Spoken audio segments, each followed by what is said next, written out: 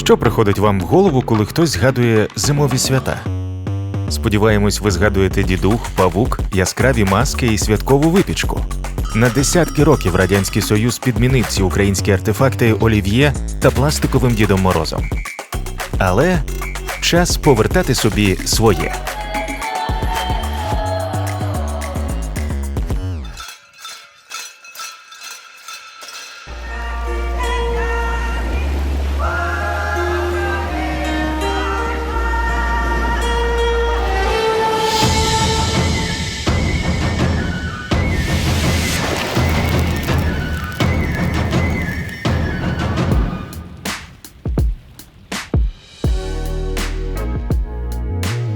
Цього разу українські митці Ната, Євген та Леся прямують на захід країни, щоб відшукати і дати друге життя найцікавішим українським зимовим стравам, музичним традиціям, елементам декору та стилю, які були забуті протягом 70 років радянської доби.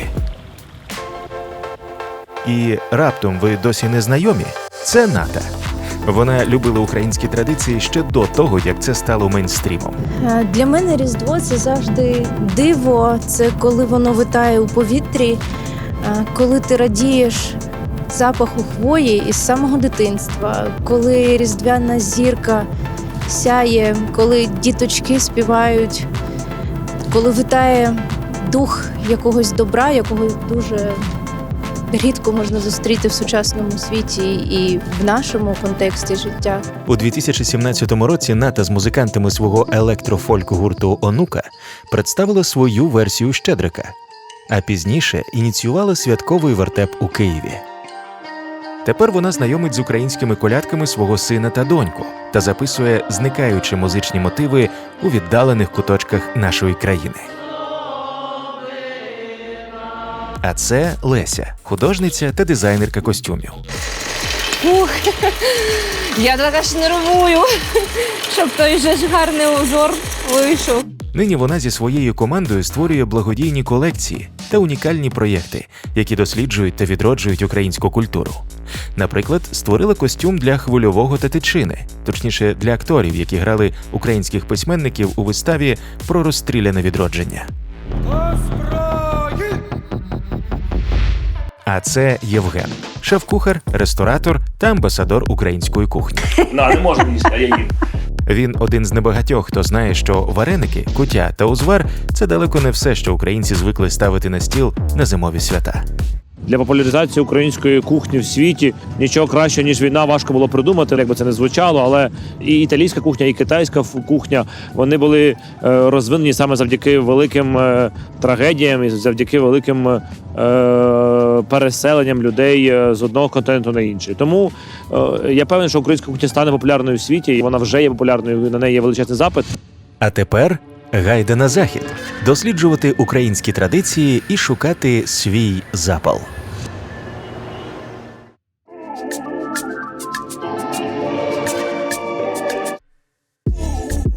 Почнемо нашу експедицію з Івано-Франківщини – з гір. Адже чим вище, тим краще зберігають традиції. Доки внизу швидко змінюється мода, на горі все ще роблять, як звикли. Наприклад, саме тут Євген дізнався про особливу версію традиційної української куті.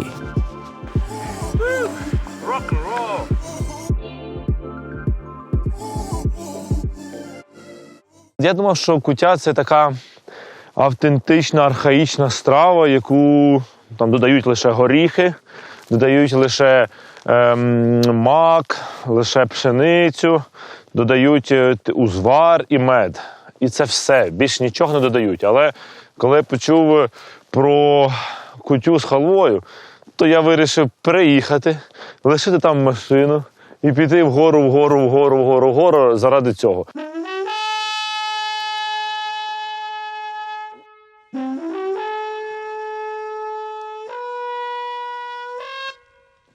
Христос народився. Славімо Його. Дуже радий до вас прийти. Пан Микола та пані Марійка керують музеєм у Трембітаря і чудово знаються на місцевих традиціях та кухні. І сьогодні вони готові передати Євгену рецепт унікальної куті. Ну, я у вас на кухні. Це прекрасне місце, бо там дивишся гори і хочеться тут просто сісти і сидіти.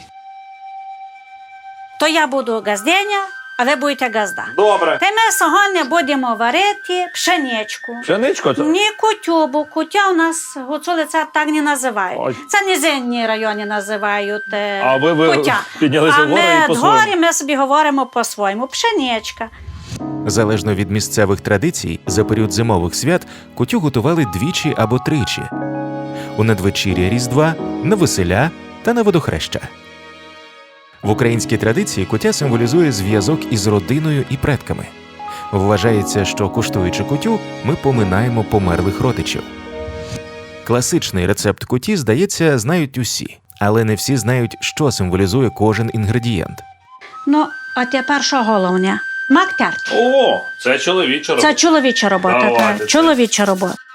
Наприклад, маком відлякують злі сили, тому його не лише додавали до страв, а й посипали зернятками навколо хати, а також поріг і місце біля печі. Виходить дуже файно. Гарно, так? Так, дуже файно все. Зерно символізувало вічне життя і переродження, горіхи – достаток, а мед та інші солодощі – солодке життя.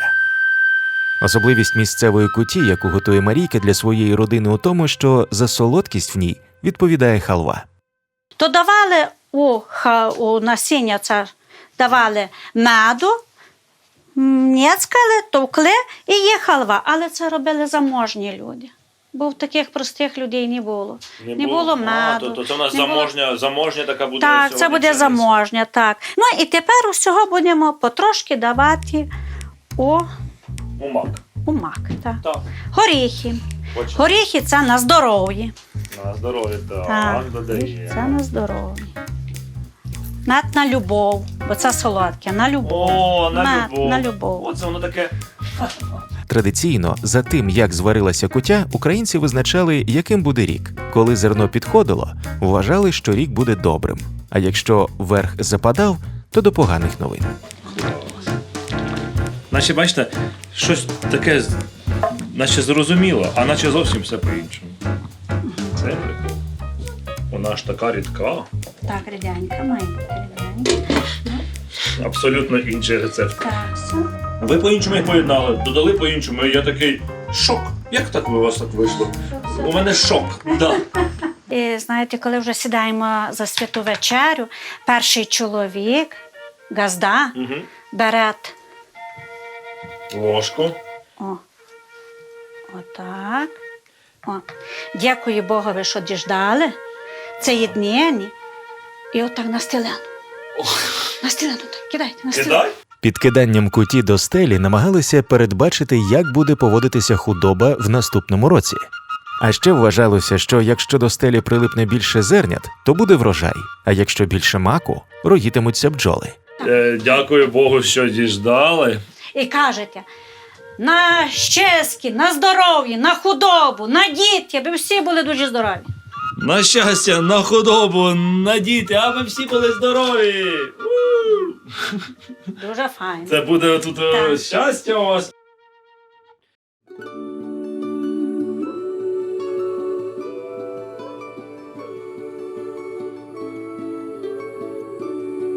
Тим часом Ната на Тернопільщині в пошуках забутих українських колядок. 23-го року Україна святкувала Різдво вже 25 грудня з усім цивілізованим світом. Я відчула нарешті повний консонанс, тому що 25-го є Різдво, 1-го є Маланка. І все в голові склалося. Про колядників, про щедрівників, про вкрадене Різдво до 1917 року. Я щаслива, що маю можливість синові показувати, хто святий Миколай. І йому не треба буде перевчатись, і ніхто не перешиє його згадки. Здається, кожен з нас знає кілька рядків найпопулярніших колядок, з якими й досі найчастіше ходять по селу і сповіщають про народження Христа. Господарю, заколядувати. Але традиція коляди набагато цікавіша. Сьогодні мені цікаво вивчити повстанські колядки як явище, тому що воно для мене дещо нове. Зміст колядки в тому, що зібралася родина, батька немає за столом. Де батько? Батько на війні. На жаль, це наша реальність зараз, реальність наших дітей, наших сімей, нашої України. Але поки живуть українські народні інструменти, обряди, традиції, поки вони відновлюються з такою живильною силою, нас не перемогти. Одне з найважливіших завдань сьогодні – встигнути записати звучання народних колективів, які досі бережуть в своєму репертуарі унікальні пісні, яких не знайти в Google. Але ми можемо це змінити. А ми шукаємо директора. Директор в кабінеті. Секундочку. Так, ходіть зі мною. Добрий день. А ми шукаємо директорку або директора цього будинку культури. Дуже приємно. Мене звати Наталія. Дуже приємно. Показуйте. Ух ти, велика зала. Величезна. Які люстри просто. Виступає народний ансамбль української пісні «Земляки». Гарна новина в наших родинах, пречиста діва зродила сина. Гарна новина в наших родинах, пречиста діва зродила сина. Любімось, браття, і обнімаймось, один другому допомагаймо. Гарна новина в наших родинах, зі сну збудилась нам Україна.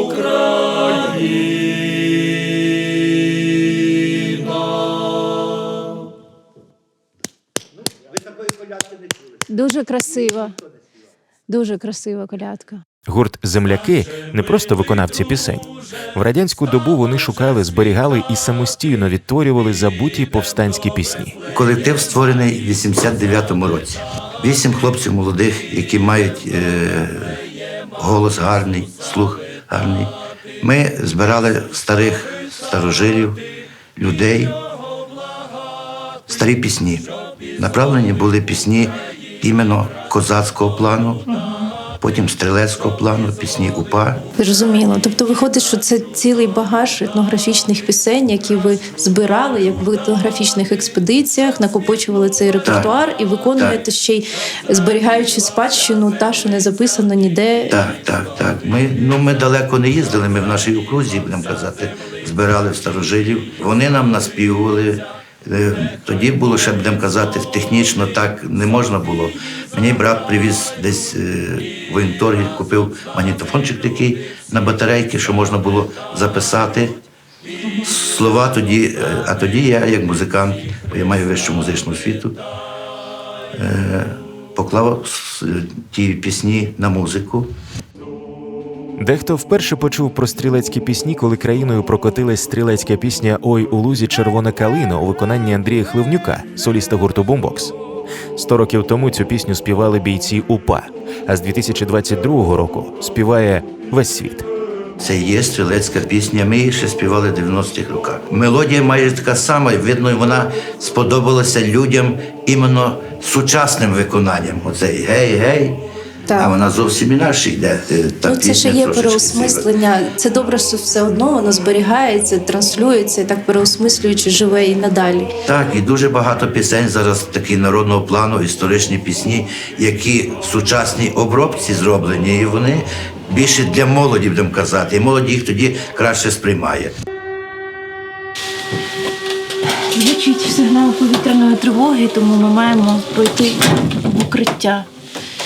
І цьому укриттю вже майже 80 років. Шкода, що наша історія так трагічно повторюється знову. В таких Криївках повстанці жили, ховалися і навіть святкували Різдво. Все одно намагались оцю чарівну складову дива відчути навіть в таких складних умовах. Колядка «Стань же, милий друже» була записана на Тернопільщині в нас від людей, які чули її в дитинстві. В ті роки, 43-44 рік. І ми її взяли і взяли свій репертуар, співаємо. Ой, там на Вкраїні зорі засвітили, вони в кожній хаті новину звістили. Хлопці молоденькі, разом повставайте, пісню про недолю разом заспівайте. Полягли герої в крові по коліна, но зате воскресне славна Україна. Воскресла Україна, буде панувати, а на тій кровці буде дух зростати. Здоровим вас, діти, і батька, і неньку, за злих нас не майте, хлопців молоденьких. Христос ся рождає! Славімо Його! Дякуємо за ваш спів, за те, що дозволили нам частинку Різдва відчути так, як це було в 40-ві роки. І я сподіваюся, що наші наступні свята Різдва будуть більш мирними і ви робите, і ми максимально все для цього. Спасибі за те, що ви цю історію продовжуєте і даєте можливість її вивчати і передаєте. Дякуємо. Христос ся рождає! Славімо Його!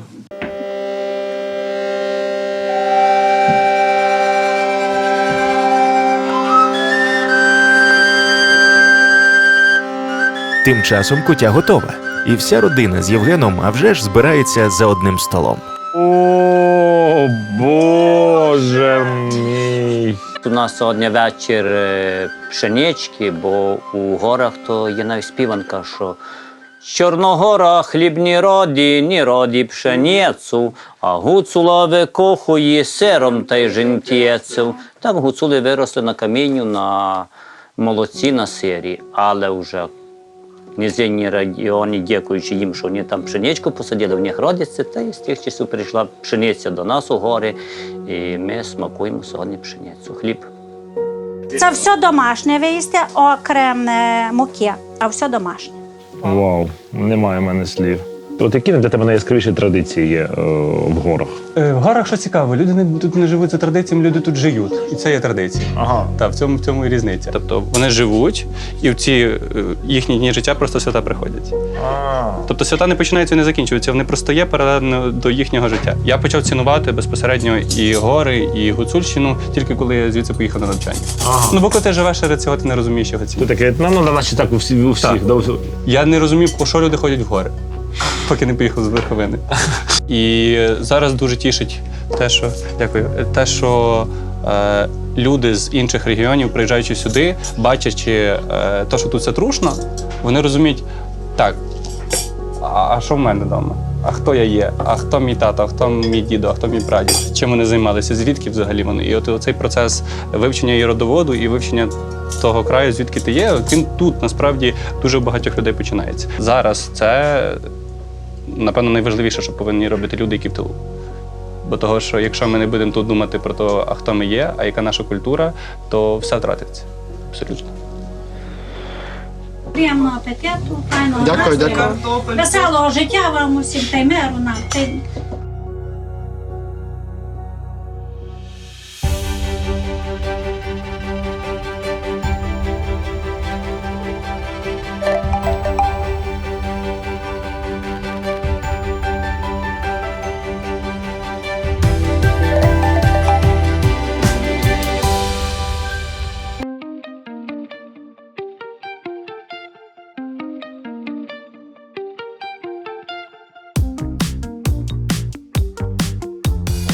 А Марія Колоча, він тут живе? Так.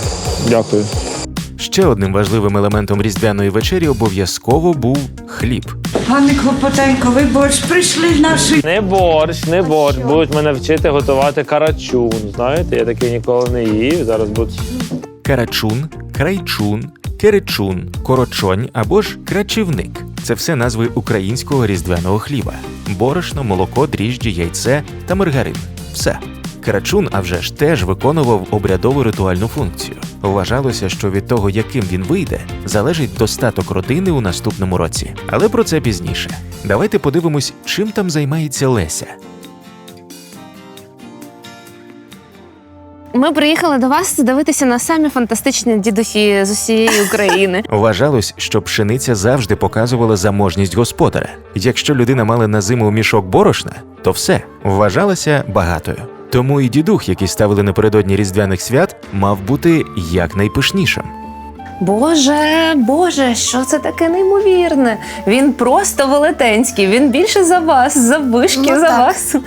На Поліссі сніп робили з жита, на Поділлі він був з пшениці, у Карпатах – із вівса. Ставили дідух на найпочеснішому місці – на покутті хати, там, де з прийняттям християнства почали вішати ікони. Дідух – це своєрідний символ і може бути альтернативою живої ялинки на Новий рік. І порівнюють його з ялинкою. Мені здається, що оця неймовірна, оцей розмір – це був би ідеальний розмір для ялинки додому. Окрім дідуха, українські хати на Різдво прикрашав солом'яний павук, який підвішували до сволока, балки під стелею. Павук вважався оберегом житла і родини. Виріб крутився від найменшого руху повітря і створював своїми тінями на стінах химерну павутинку. Так він працював з енергетикою. Опісля свят павука спалювали. Вірили, що з ним згорає все погане і нечисте. Оце можуть бути і іграшки. Боже, це малесенькі. Це з тонкої соломи, я такі Просто подивіться, яка неймовірна робота, і кожен жгутичок, він просто виплетений. Це корзиночка. А це колокольчик, так? Дзвіночок. Такі дзвіночки також можуть бути як декор для цього. Може бути велика така... Це гірлянда. Або буси. Дуже гарні.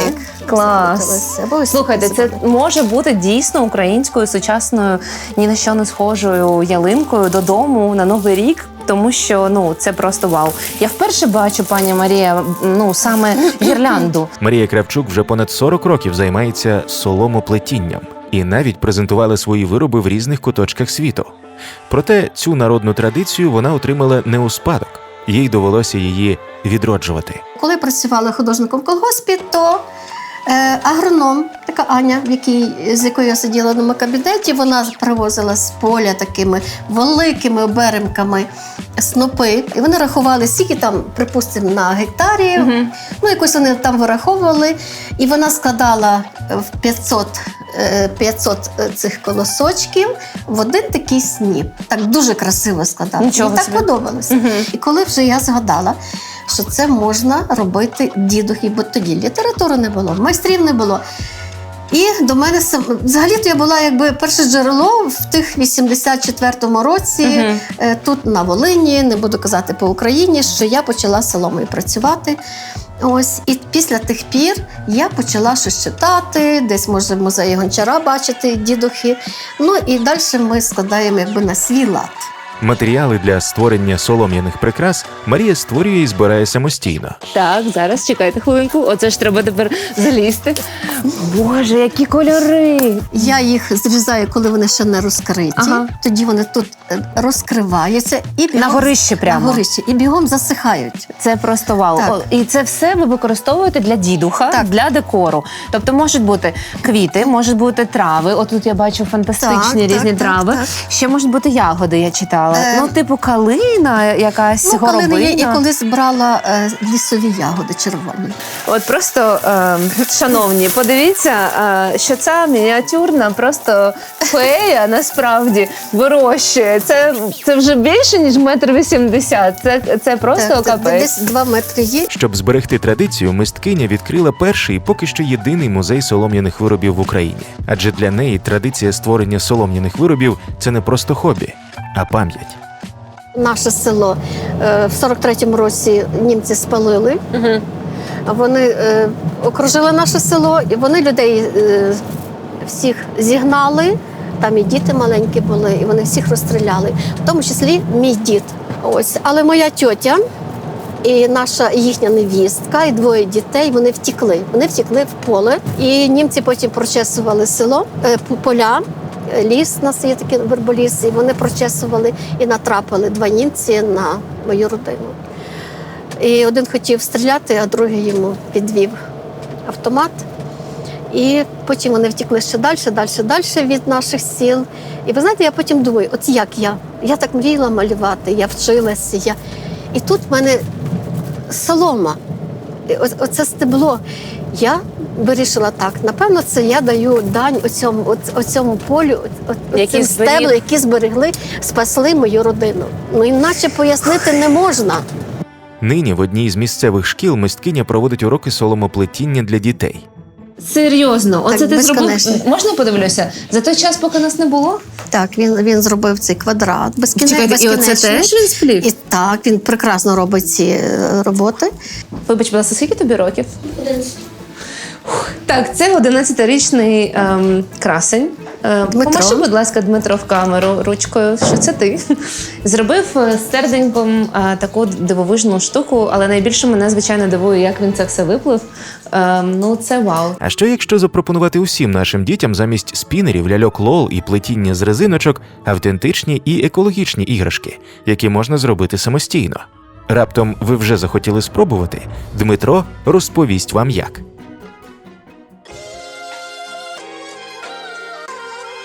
А тим часом Євген готовий дізнатися рецепт традиційного українського різдвяного хлібу. Ставимо на піднос, так на піднос або на тарілку, ложимо сіно, орішки і насіння із гарбузу. Туди ложимо, щоб урожайний був рік. Оріхи їмо, візьмемо, і якщо попаде так, якщо плісняві, то буде людина хворіти.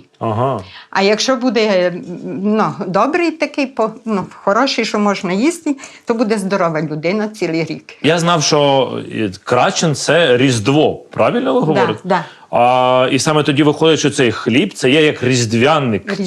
Різдвяник або як різдвяний хліб. У нас давно Різдво...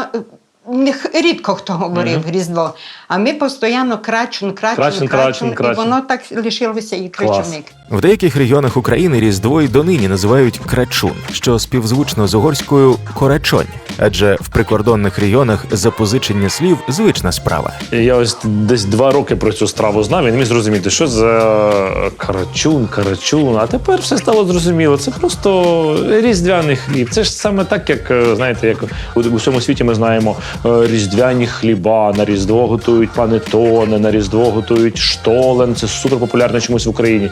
А наш різдвяний карачун ніхто не знає, але я певен, що для цього ми це все і робимо. Хтось робить всередині, ставить або стаканчик, або виємку таку. Так, щоб виємка була. А до того мед ложать. Я до того не привикла. Я мед на тарілочку. Ну так. І там чесночок біля нього. Пані Марія, я його ріжу, так? Чи ламають, чи як роблять? Перехрестіть. Отак треба перехрестити? А ну покажіть. Ні. Так. І різати. Та ну покажіть ви, як це робить, бо я ще... Поріжте, та й все нормально собі поріжте, як хліб ріжете. Та я вже не знаю, переживаю. Так.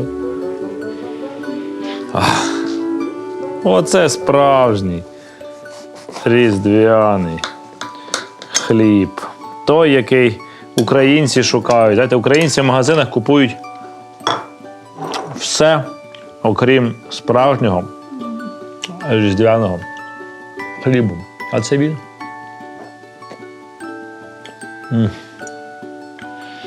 І солодкий, добрий. І солодкий. І трошки соліку додавали, відчувається. Вона дає такий об'єм смаку. Як на мене, звикли готувати хліб лише у Великодні. Це Пасху, а різдвяний про це забули. Тому я вам хочу подякувати за те, що ви оцей рецепт показали, бо ми його точно збережемо і точно передамо для наших майбутніх поколінь. Бо, як мені колись казали, без нашого минулого в нас немає майбутнього.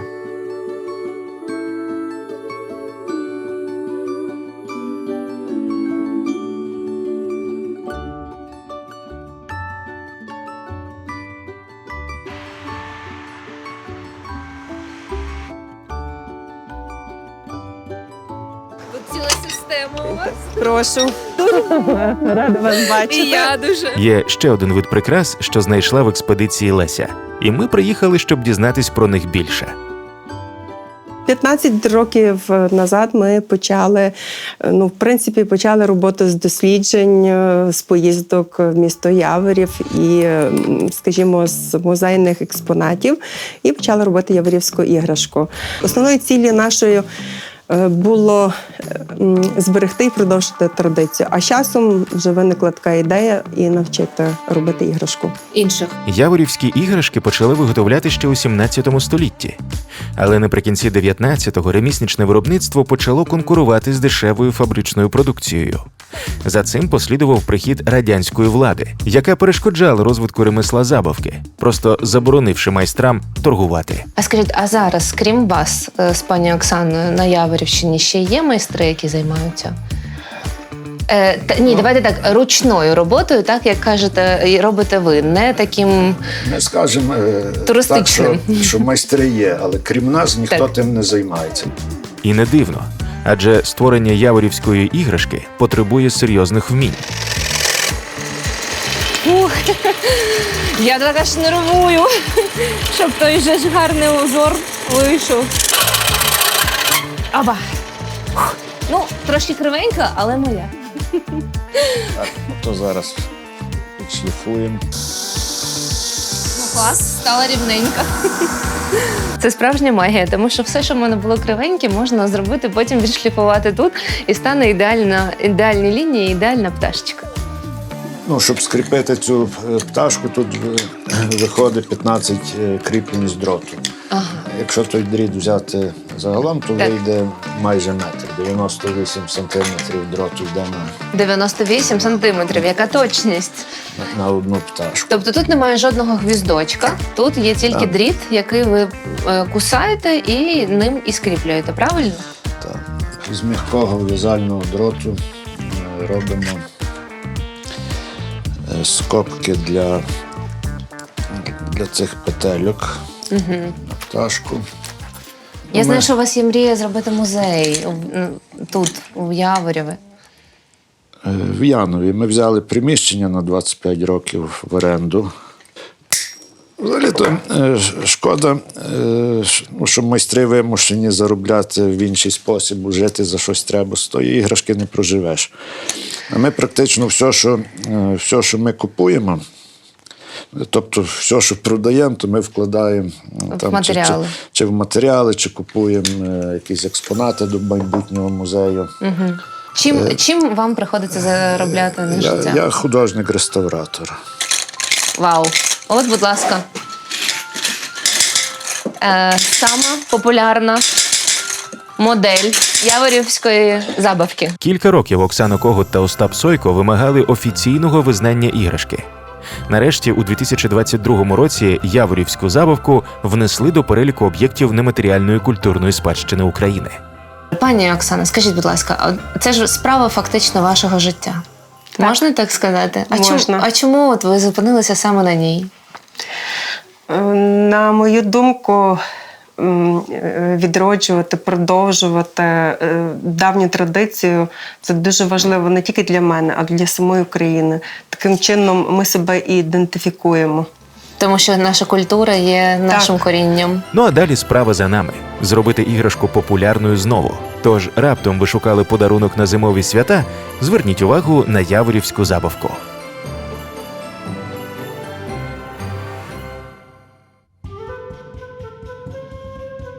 Тим часом Ната в пошуках автентичних мелодій Заходу, які потрібно переосмислити і популяризувати. Чому саме тут це збереглося так сильно? Тому що гірські взагалі завжди люди, вони в такому вакуумі знаходяться культурному і тому накопичуються, тому так воно зберігається, консервується і такий екстракт виходить, як от зараз ми розуміємо, що всі етнографічні експедиції в Україні починалися саме тут. Тому що тут просто б'є фонтаном вся ця прекрасна, унікальна українська архаїчна етнокультура.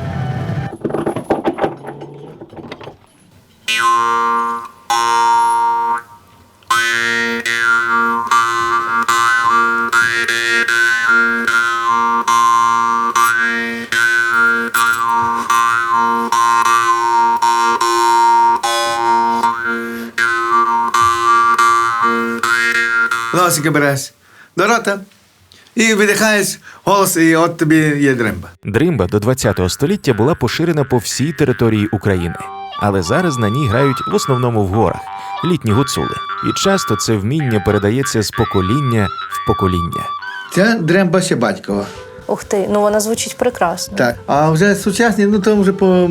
Треба підбирати, Підбирати, так. А я знаю, що раніше навіть їх виготовляли із механізмів австрійських годинників. Ну, тобто такі... Так, з годинників виходить самий язичок. Сам язичок, так. Оцей самий язичок, це виходить з цих, там є пружинки. Угу. Тобто їх розбирали? Розбирали, звичайно. І розбирають, і от з цих пружинок робить оцей язичок.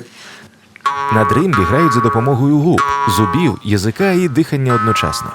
О, піде, все нормально. Мелодію ви собі задумуєте і легосенько дихаєте.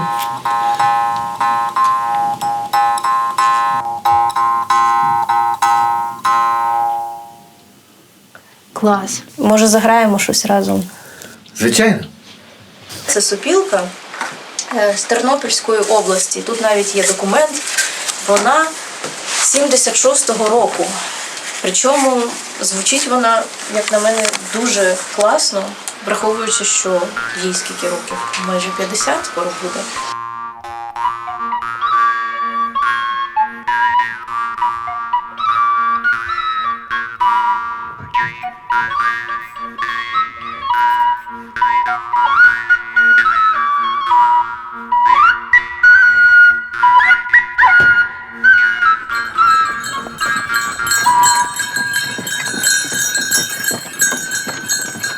Ой, пішов я з дівчиночку черешеньки рвати.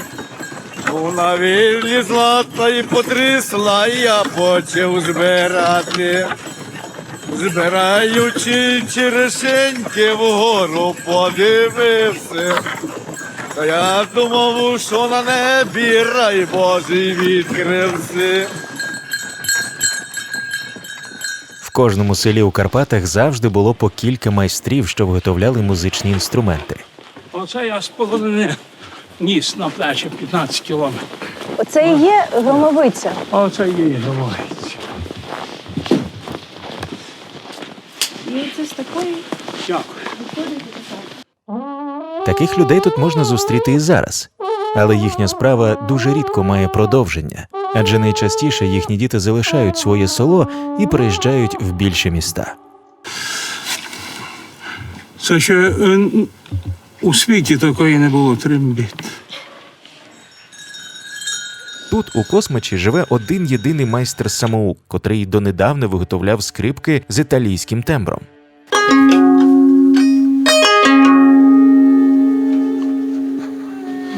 Тримай, стрій. Красиво дуже. Я був маленький і сильно хотів мати скрипку. І так, що я в 12 років почав робити скрипку, то я її за зиму зробив. Ну, а потім навесні я поїхав в Одесу, бо було так, що батько помер, то я маленький лишився, треба було за що жити. 14 чи 12 12. ти поїхав на заробітки. Так, в Одесу поїхав. У ящику під сидінням у поїзді. Малих не брали.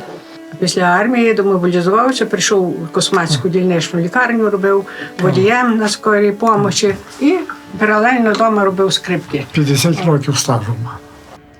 Стояли на очередь на скрипки, та й розбирали за валюту, за долар. Він у нас дуже стали руки. здібний, просто здоров'я не дозволяє, вже роки, вже зараз.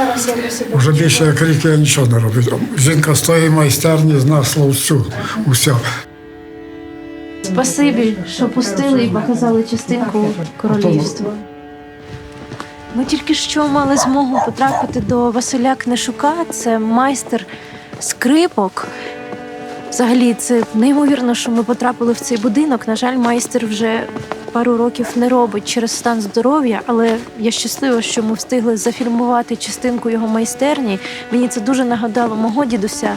Ті самі акуратні коробочки, ті самі акуратні інструменти, матеріали, деки, заготовки. І так, з одного боку, сумно, що є заготовка для нижньої деки цимбал, але ніхто не продовжить цю заготовку. А з іншого боку, велике щастя, що є скрипки, що грають по всьому світу. І частинку України, частинку Гуцульщини транслюють в світ. І поки звучить ця музика з-під струн з цих інструментів, точно існуємо ми.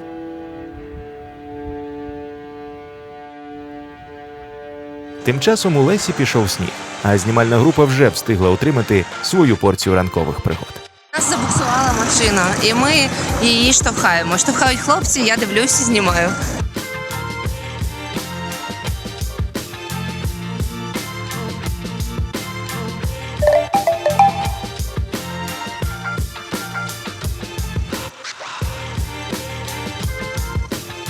Нарешті ми дісталися Косова.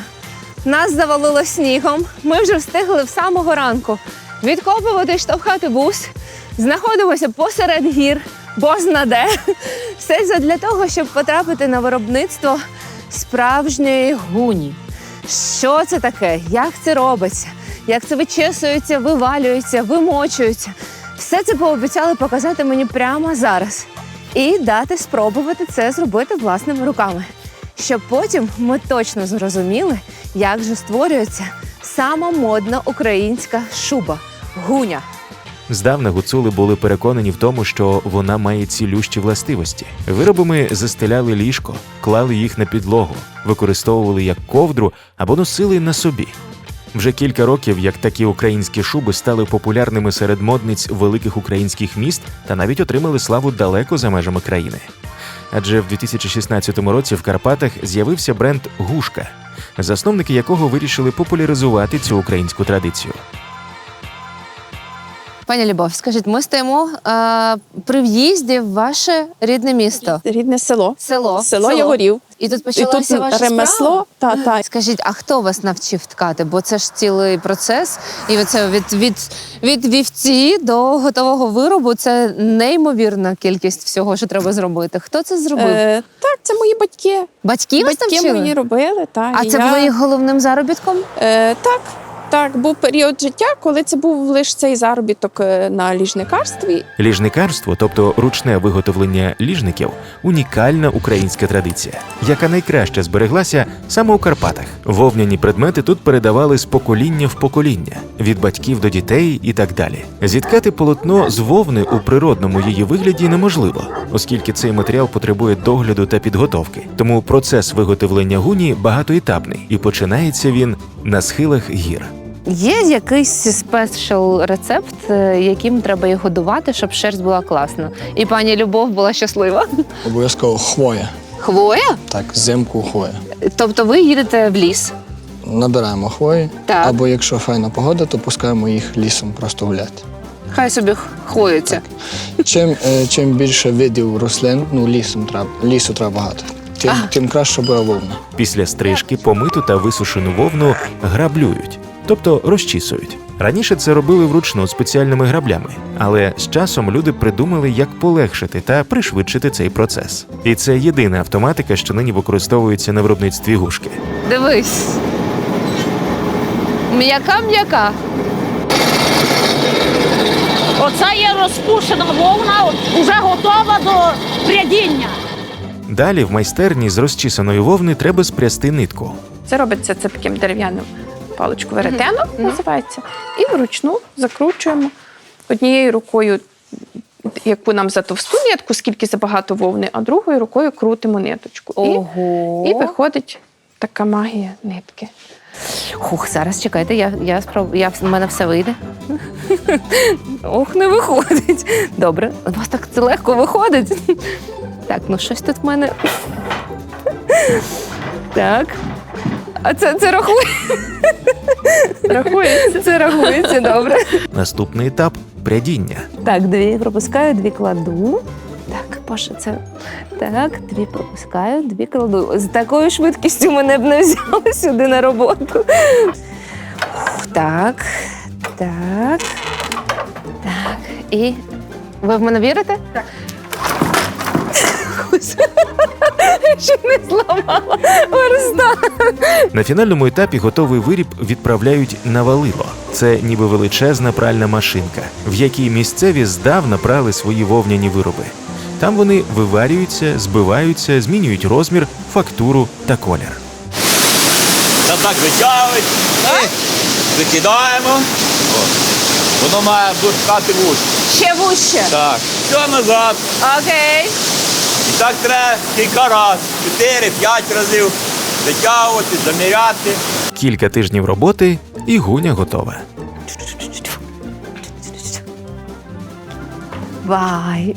Ну я просто відчуваю себе хмаринкою. Ну, така розкіш. Дивіться, наліво, направо. Бачите, коротка, можна з джинсами, можна з спідницею, можна так. Але карманів нема. Куди класти телефон? Не треба телефонів. Так, в такому точно. В такому просто треба вийти на вулицю. І кайфувати від того, що ти на вулиці, тобі тепло, зручно. Дуже круто, що ця історична традиція, яка була насправді створена для того, щоб було для зручності, насправді, для побуту, для звичайного життя, переросла у українців в такий суперфешн-тренд, який носять, чесно, можна сказати, наймодніші дівчата. Дякую вам дуже, дайте вас пообнімаю. В гуні тут треба. Макс, перекривай їх там, перекривай! Ну куди?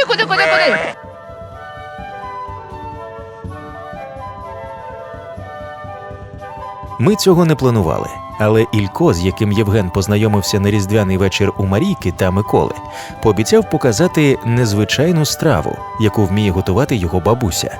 Тож наша експедиція трохи змінила свій курс. Особливість цієї страви в тому, що вона зараз фактично може називатися гуцульською, бо того, що бабуся моя Орися, яка тут живе вже більше 60 років, вона її тут готує. Ну, а що готується 60 років, то може рахуватися місцевим. Але сама ця страва, вона є покутська, тобто це сусідній з Гуцульщиною регіон. А якось чесно, про покутянську кухню нічого не чув. Зараз будемо її куштувати. Серйозно? Тут ледь не в кожній хаті є особливі родинні рецепти, які передавались від батьків до дітей, змінювались та вдосконалювались. І часто емігрували з села до села, бо люди одружувались і переїжджали. Зараз ми будемо готувати фірмову страву моєї бабусі Орисі. Дуже приємно. Це Ірина Іванівна, моя бабка Орися. Так, риба, гриби, навіть трошечки то буде потім пізніший інгредієнт. Це важливо, але найважливіше, що в цій страві є, це цибуля. Ця, в принципі, страва так і називається просто цибуля. Цибуля? Так, просто цибуля. Цибуля? Цибуля? Цибуля. Цибуля. Добре. А звідки ця страва? Як ви коли перший раз скуштували? Ще вона була, бо мама завжди робила на святий вечір. Нарізаються. Цибуля, гриби і риба? Так. Щось унікальне, я такого ніколи не бачив. Потрібно, щоб ця цибулька вона підпарилася. Тобто вона не має бути сильно смажена, вона має бути наче трішечки проварена, але в олійці. Береться риба, свіжа та трохи підкопченої. І все це вкладається шарами. Як говорить бабка, на самий початок нам потрібно додати трошечки водички і додати трошки олії, для того, щоб воно просто не пригорало до дна. Тепер цибулю? Грибочки. Більше не потрібно, в принципі. Так. Тепер рибу.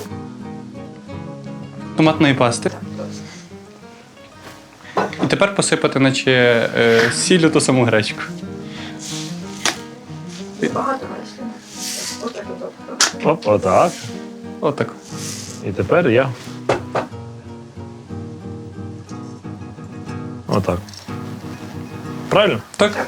Все? Так. І тепер так кожен шар викладається. Тепер знову цибуля. Риба з цибулею гусятниці. Це якась магія. Оп. А тепер, мабуть, треба її накрити і поставити на. Як треба готувати її? На шпаргаті. На шпаргаті? Так. Оця частинка пічки називається шпаргат. Ага. Вже хочеться все скуштувати.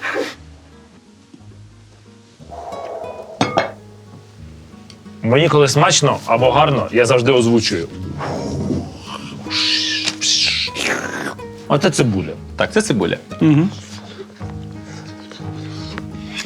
Кажу чесно, десь рік назад я побачив один рецепт.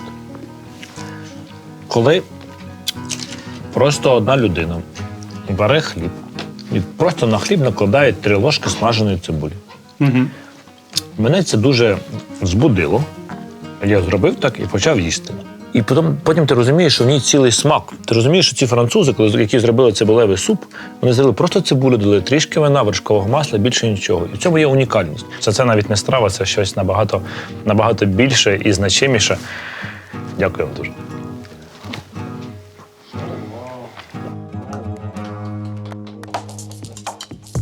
Пане водій, ану введіть в свій навігатор хата Дмитра Мазуряка. Їдемо туди. Опа, є.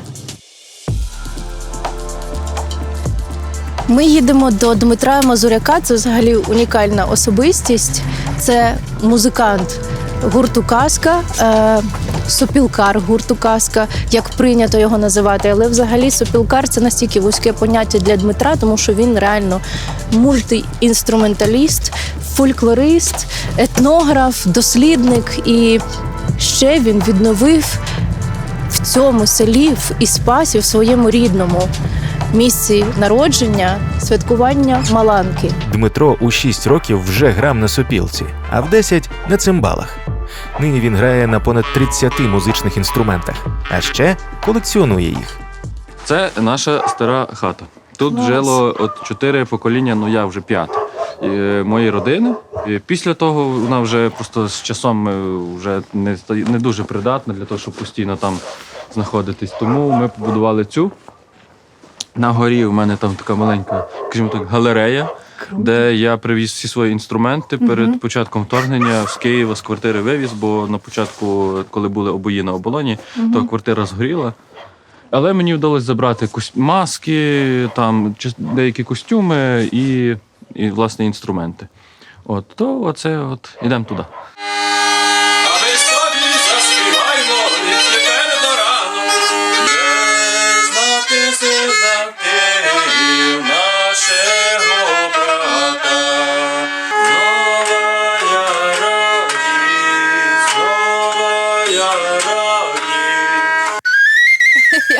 Я казала, що з Дімою не можна грати в кадрі разом. Ну, це так.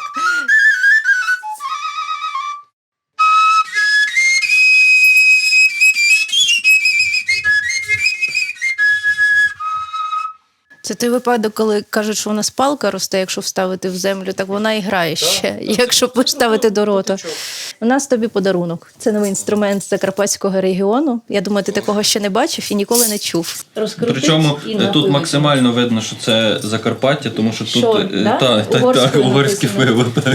Дуже класно, що він так з підручних матеріалів, таких з кришок, з цього, але він зроблений, так знаєте, для себе. Я думаю, що на вашій Маланці він точно стане в пригоді і виходить, що знаєш, щось із Закарпаття приходить до вас. І таким чином, знову ж таки, культурний обмін. Культурний обмін. Цей інструмент родом із села Довге Закарпатської області, в яке ми встигли заїхати дорогою. Там різдвяні свята відзначають особливо пишно. І саме в Довгому створили музичний інструмент, який називається бота.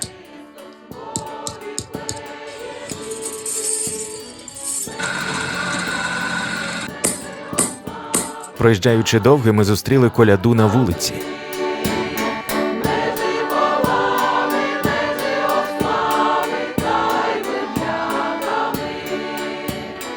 В церкві.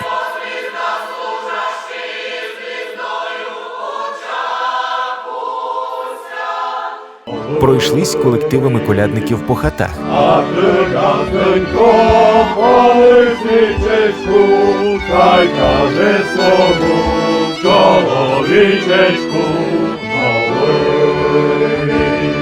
Але найбільше нас здивувала відновлена традиція живого Бетлегему – різдвяного вертепу, що ходить по хатах і сповіщає про народження Ісуса Христа. Там-то ми і закохались в інструмент під назвою бота.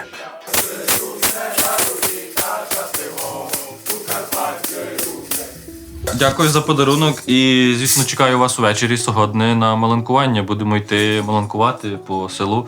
З радістю до вас долучимось. Сподіваюся, що ми станемо в пригоді, не будемо заважати і чомусь навчимось. Готуючись до святкування Маланки, Леся також приїхала до Дмитра. Добрий день! Добрий вечір вже. Ми їхали і все ж таки доїхали до вас, Леся. Вітаю, Дмитро. Дуже приємно. Дуже приємно. Маланка – українське народне і церковне свято. Це вечір напередодні Нового року. В цей день наші предки перевдягалися в тварин і фольклорних персонажів і ходили маланкувати. Пишуть про те, що люди приходять на маланку ще й по тій причині, що ти можеш перевтілитися в будь-кого. І що одна з дуже важливих цілей, коли ти маланкуєш, щоб господар, до якого ти прийшов, він тебе не впізнав. Тому що ти можеш робити великі і невеликі капості, і якби важливо не відкривати обличчя. Це дуже важливий момент, правда? І що багато людей, ну, якби маланка дає можливості на одну ніч, на один день стати кимось, випустити хочеш. своїх бісиків. Так, ти вбираєш маску на маску. Тобто ти живеш, у тебе є якісь свої там вже, скажімо так, типи поведінки, Так. і ти в суспільстві не завжди ти можеш собі дозволити побути максимально собою. Так. А коли ти обираєш маску, ти знімаєш маску з себе і ти дозволяєш собі набагато більше. Все, що завгодно. Ти можеш самовиражатись як хочеш. Чортяка, дай Боже, подивіться на профіль. І тут у нас оце таке от. Камбез. Так. Оце По я факту- хочу бути. Я хочу бути. Дивіться, це ж мій розмір. От, дивіться. Давай. Що я не віддам це Колпотенку. Дивіться, яка прелість. Тан-тан-тан-тан-тан-тан. Просто. Ще будуть вила. А, дякую. Ми розуміємо, що йде маланка по отаких от звуках. Не почути неможливо. Так, і це таким чином вже всі наступні будинки розуміють, що ми зараз йдемо до них маланкувати. Ага. І вже готуються там відповідно. Ну що, починаємо готуватись до маланки. Головні персонажі будь-якої маланки однакові. Другорядні могли відрізнятися в залежності від фольклору регіону. Отже, в головних ролях традиційної української маланки. Мій персонаж – це Маланка. Він красується. Він уособлює попередній рік, а Василь уособлює, власне, якраз новий рік. І от ми вінчаємось. Я Васильчик. Моя функція – водити мою прекрасну Миланку, всьому її догоджати, любити її і поважати, як кожен чоловік має поважати свою жінку. Отак. Я чорт, я вселенське зло. Моє завдання – робити так, аби людські бажання найзаповітніші здійснювалися так, щоб не здійснювалися. Я лікар. Мій персонаж бубніст, його завдання грати в бубен. Моя персонажка циганка. Я людям гадаю.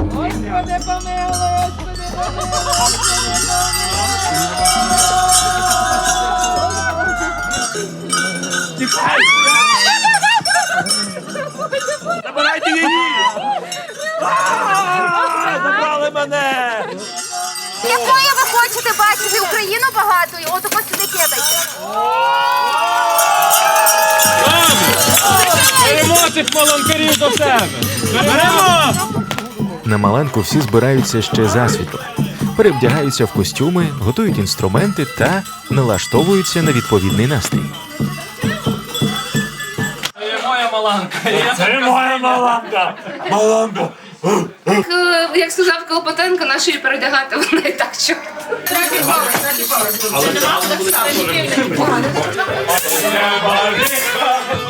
І тільки перша зірка засяє на небі, маланка відправляється гуляти селом.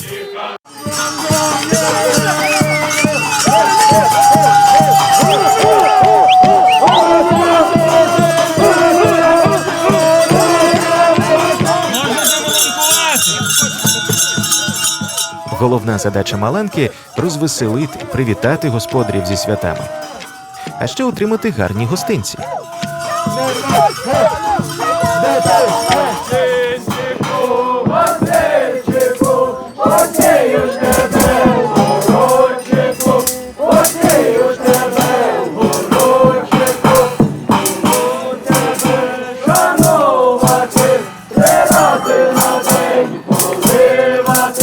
Наші пані газди з минулого року вже в новому статусі. Вітаємо їх з цим! Шановні батьки, ви були дуже здорові, бо ваша дитя. Дякую, вам Бог допомагав ходити. Щастя вам, здоров'я. Щоб ви ходили кожен рік і тримали традиції. Дай Боже! Дай Боже! Дай Боже! Слава Україні! Героям слава! Святкуйте здоров'я! Традиційні гуляння на Маланку зазвичай тривають аж до самого ранку.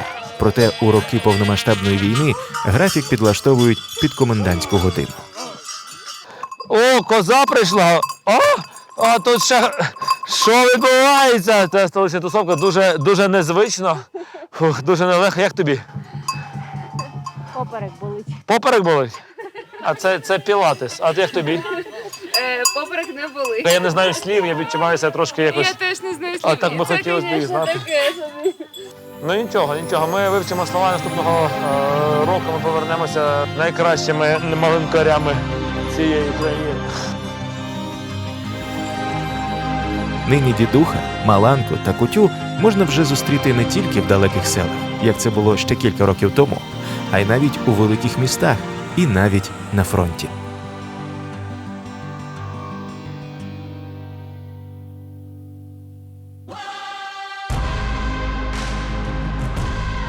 Ми не знаємо, скільки сотень рецептів колядок і секретів виготовлення зимових прикрас ще ховається по українських хатах і квартирах. Скільки з них безповоротно знищила радянська доба, а скільки нам ще треба зберегти. Але ми точно знаємо, що після цієї експедиції заходом України в ресторані Євгена з'явились нові страви, в майстерні Лесі – нові образи, а в музичному арсеналі Нати з'явились нові, натхненні експедицією мелодії. Наша культура – бездонне джерело натхнення і запалу, і ми будемо продовжувати її досліджувати і розповідати про найцікавіше вам.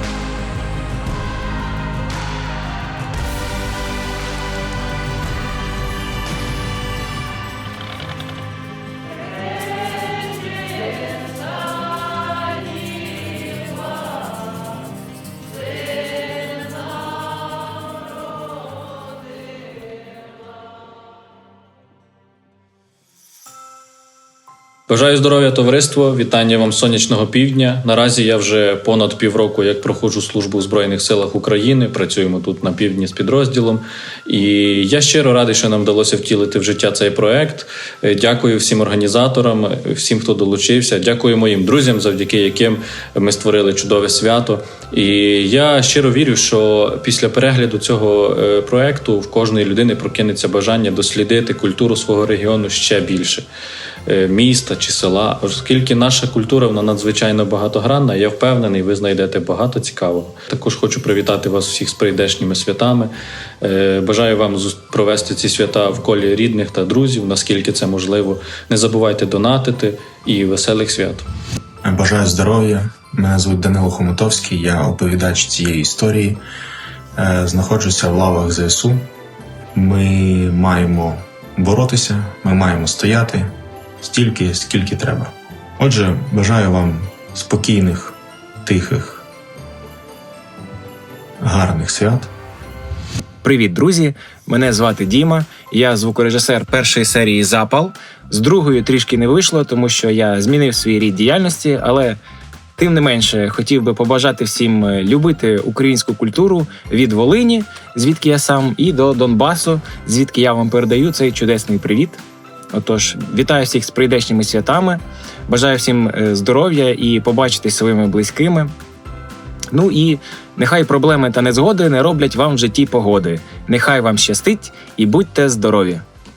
Кругом все спить тихим сном, свічка горить, дитя не спить, ручками світ благословить.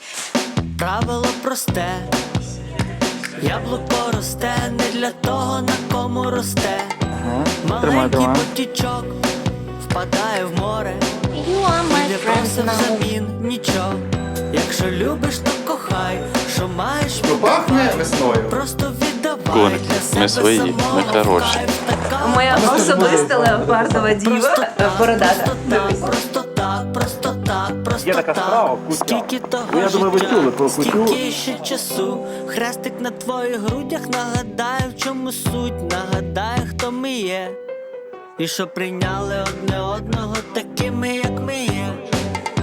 Земля із блек, кров із ред. Йде назад, майбутнє тече вперед. Я знаю, що сонце сан, знаю майбутнє сун. І скільки б не було часу, правило просте. Яблуко росте не для того, на кому росте. Діма! Маленький потічок. Вони ж треба берегти. Мінімум до 14-го. Ви мене вкинула, можете нас знімати. Ми зберемо мільйон переглядів, лайків, тому що всі люблять котиків. Просто